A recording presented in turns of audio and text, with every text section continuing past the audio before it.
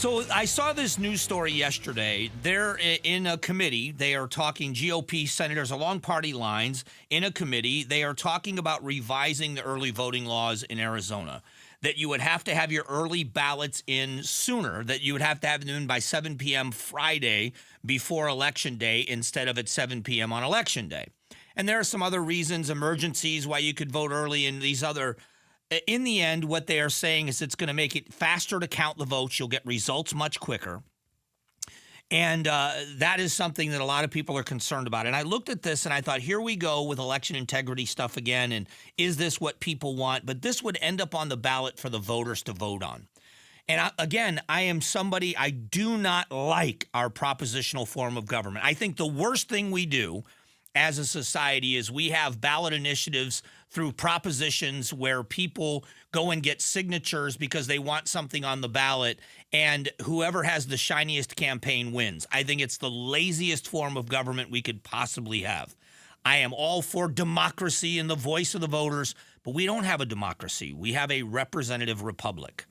We hire representatives to go and do this. So this is not my favorite, but it's better in this sense.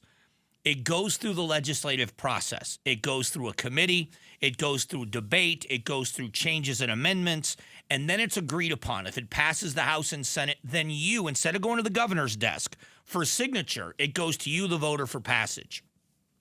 I still don't like it. I still think that even though I'm not in lockstep with this governor, I don't agree with the decisions she makes. She's the elected governor in Arizona. She was elected the governor of Arizona. And so I'm going to defend a Republican governor and their right to govern. And the same thing goes for her in a system. And I think this is why elections matter so much to me. If we can dance around them, if we can get around them, I didn't like it. I'll be honest. I went after my own party when they tried to get rid of Barack Obama, President Obama, with the birth certificate thing. I said, he beat John McCain. In my mind, John McCain was much more qualified to be president. So as a Republican voter, I should have been a lot more concerned that America wanted the inexperience of Barack Obama versus the experience of John McCain. And why did my party lose the election than I am of trying to find a technicality to overturn that election.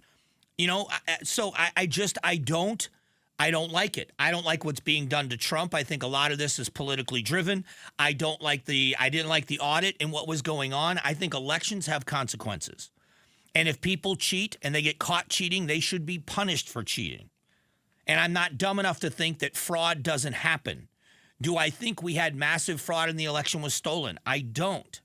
But I think the audit would have answered that question had the audit been done appropriately, and the audit wasn't.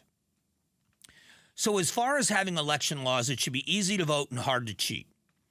But do we need to have an election month? That's another thing. The voters should have a say in this. Should we have a whole month for elections? I don't mind early voting. I don't do it. But there are a lot of people that like it. And if they like it, should they be able to do it? Sure.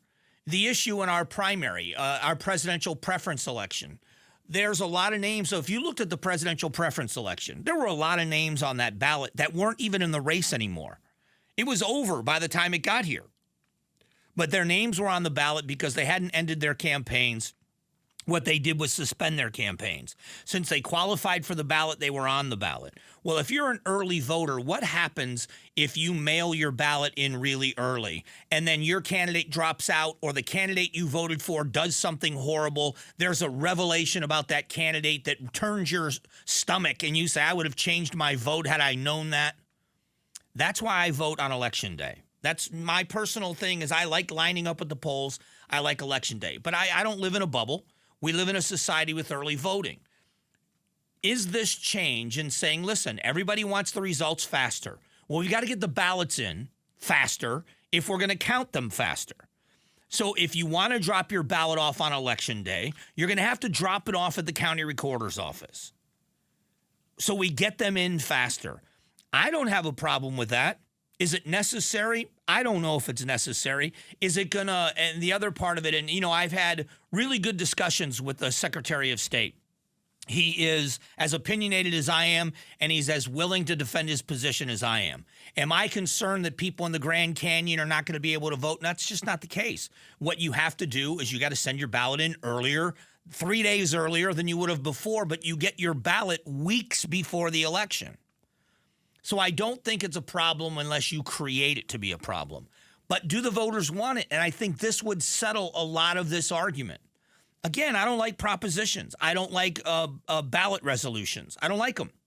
But if this got on the ballot, let me give you a scenario. This gets on the ballot for November, and the voters in Arizona have a choice to make. And they can say, you vote early, you've got to have your ballot in by 7 p.m. the Friday before Election Day, or your ballot doesn't count. You've got a whole month to vote. Get your ballot turned in earlier. If you have to drop it off, you're going to have to take it in to the county recorder's office. You can't mail it in. You can't drop it off in a collection box. You got to take it in. And if the voters in Arizona look at that on the ballot and the voters in Arizona pass it, then the other people that are saying that this is going to disenfranchise voters are wrong.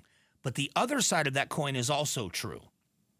If the people in my political party that are obsessed with this issue, and I've got to tell you, inside those rooms, there in many cases are still the litmus test of election integrity. You're going to get invited to speak in front of that group. You better have the right answers on election integrity. You're going to run for office. You damn well better have the right answers on election integrity. And if you don't think the election was stolen, then you're out. You are just not, it doesn't matter what your qualifications are or how it concerns the job you're running for. If you're not in lockstep on that, they don't want to hear from you. I spoke in front of a group over a year ago out in the West Valley, and the conversation was great. Talked to the group about a bunch of different things pertaining to politics and the election stuff, but nothing to do with election integrity. Nothing. Just general consensus and general ideas of what was happening in Arizona. The very first question was a guy sitting in the room, leaning back in his chair, arms crossed, that posture. And he asked me about, do you think the election was stolen? And I said, no, I don't think the election was stolen. And he laughed. He said, man, would I like to have a conversation with you? It's insulting. And I said, okay, what do you think you're going to say to me I haven't already heard? My point is we should be able to agree to disagree on issues within our party or outside of our party. I don't agree. I've looked at the evidence like everybody else, and I don't agree with you. Does that exclude me from any being right about any other issue? But the point I'm making is we can put it to bed. If this gets on the ballot and the voters in Arizona approve it, then people have to realize that it is a big issue for a lot of voters. And in the end, the voters are all that matter. The voters speak. If the voters in Arizona vote it down, then these people that are making this a key central issue are going to have to realize that they are making something the biggest issue that isn't a big issue to people in Arizona, and it's time to move on. So there might be a silver lining if this thing ends up on the ballot and what it's going to look like when it gets there. Thanks for watching The Mike Broomhead Show. Tap to watch and listen to the new season of Amazing Arizonans, a KTAR News podcast. You can also click the button in the middle to subscribe.